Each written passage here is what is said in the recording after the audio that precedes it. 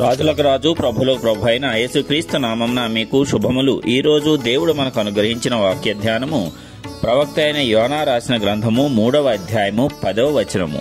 ఈ నీనెవే వారు తమ చెడు నడతలను మానుకొనగా వారు చేయుచున్న క్రియలను దేవుడు చూచి పశ్చాత్తప్తుడై వారికి చేయుదనని తాను మాట ఇచ్చిన కీడు చేయక మానెను. ప్రియులారా, ఈ వాక్య ధ్యానాన్ని గమనించినట్లయితే ఈ యొక్క సంఘటన మనకు తెలిసిందే.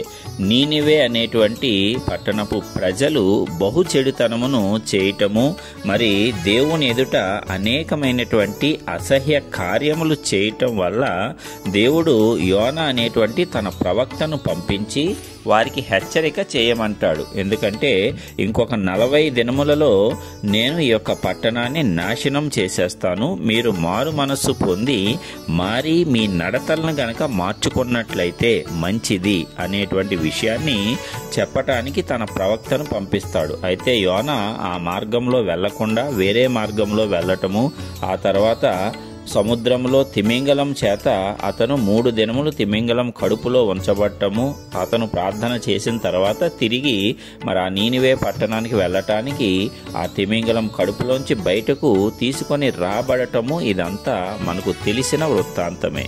అయితే మరి ఆ యోనా వెళ్ళి ఆ పట్టణంలో ప్రకటన చేసినప్పుడు ఇక 40 దినములకు ఈ పట్టణమంతా నాశనమైపోతుంది అని చెప్పి ఆ పట్టణమంతా చాటించినప్పుడు నీనివే పట్టణం వారు దేవుని యందు విశ్వాసం ఉంచారంట, దేవునికి భయపడ్డారంట, తమ నడతను తెలుసుకొన్నారంట.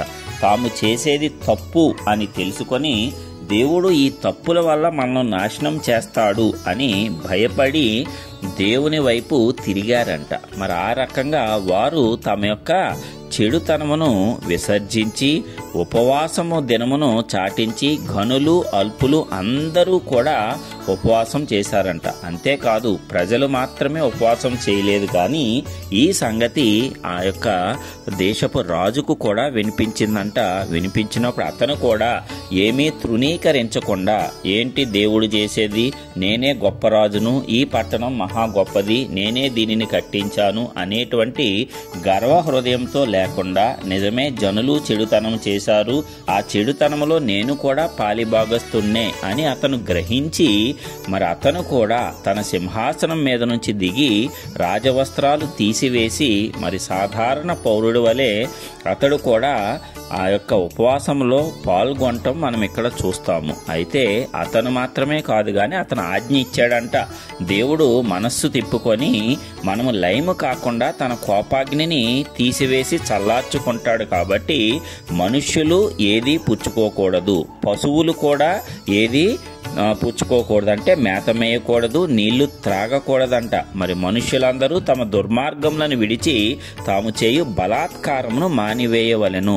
అదే విధంగా మనుష్యులు పశువులు సమస్తమును కూడా ఉపవాసం ఉండాలి అని చెప్పి మరి పట్టణమంతా కూడా మరి ఆజ్ఞ ఇవ్వగా జనులందరూ అలాగే చేశారండి. కేవలం మానవులే కాదు గాని పశువులకు కూడా ఉపవాసం చేయించారు. అంటే దేవుని ఎడల ఆ రీతిగా తిరిగి భక్తిని ప్రదర్శించి పశ్చాత్తాపం కలిగి తమ యొక్క చెడు ప్రవర్తన నిజమే అని ఒప్పుకొని దానిని విడిచిపెట్టడానికి వారు సిద్ధమయ్యారు. అందుకే దేవుడు తమ చెడు నడతను వారు మానుకొనటం చూసి తాను వారికి చేయాలి, 40 దినముల తర్వాత చేయాలి అనుకున్నటువంటి ఆ కీడును ఆయన మానివేసుకున్నాడు.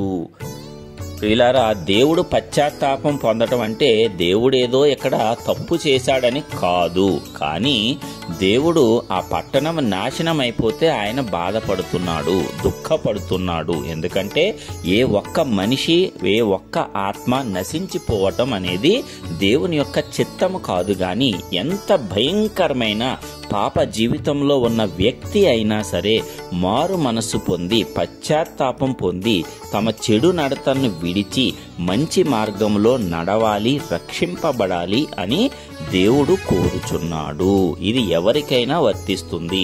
మనలో కూడా ఎవరైతే ఈరోజు నేను దేవునికి దూరంగా అసహ్య కార్యములు చేస్తూ భయంకరమైన పాపములలో ఉన్నాను, దేవుడు మరలా తిరిగి ఆయన యొద్దకు వస్తే నన్ను అంగీకరిస్తాడా అనేటువంటి సంశయము ఏమాత్రము వద్దు. ఎందుకంటే దేవుడు రావాలే అని కోరుకుంటున్నాడు తప్పిస్తే ఎవరిని తృణీకరించువాడు ఆయన కాదు. అయితే అపవాది మన పాపములను మనకు జ్ఞాపకము చేసి మనము ఆయన యొద్దకు రాకుండా, మనము పశ్చాత్తాప పడకుండా, మనము కఠిన హృదయమై ఉండేలాగున అపవాది చేస్తాడు. కానీ ప్రియులారా, ఎప్పుడైతే ఈ నీనివే ప్రజల వలె, ఆ రాజు వలె దేవుని మాటకు లోబడి అంగీకరించి తమను తాము తగ్గించుకొని తమ పాపములను ఒప్పుకొని దేవుని ఎదుట ఉపవాసము చేస్తారో అలాంటి వారినందరినీ కూడా దేవుడు తప్పనిసరిగా రక్షిస్తాడు. ఈరోజు మనలో ఎవరి జీవితమైనా ఆ రీతిగా ఉందా? భయంకరమైనటువంటి జీవితంలో ఉన్నామా? భయంకరమైన స్థితిలో ఉన్నామా? బాధపడవద్దు, భయపడవద్దు. దేవుడు అవకాశం ఇస్తున్నాడు.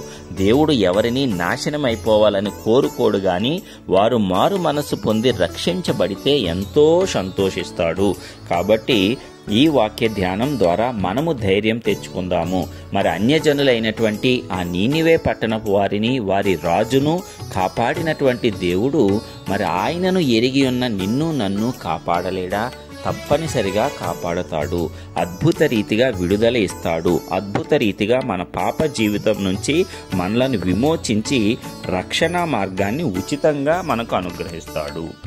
మన మీదకి రాబోచున్న కీడు అంతటినీ కూడా ఆయన తీసివేస్తాడు. మనకు చక్కని ఆశీర్వాదకరమైన జీవితాన్నే ఇస్తాడు. మరి మనమందరము కూడా ఈ వాక్య ధ్యానం ద్వారా మరి ధైర్యంతో దేవుని యొద్దకు వచ్చి, ఒకవేళ మన పాప జీవితం ఉన్నట్లయితే దానిని ఒప్పుకొని పశ్చాత్తాపపడి విడిచిపెట్టి మారు మనస్సుతో దేవుని పట్ల మనము భక్తిని కలిగి జీవించి ఆయన ఇచ్చేటువంటి ఆశీర్వాదమును పొందుకోవటానికి పరిశుద్ధాత్మ దేవుడు మనందరికీ తన కృప విస్తరింపజేయాలని యేసయ్య నామమున ప్రార్థించుచున్నాను. ఆమేన్.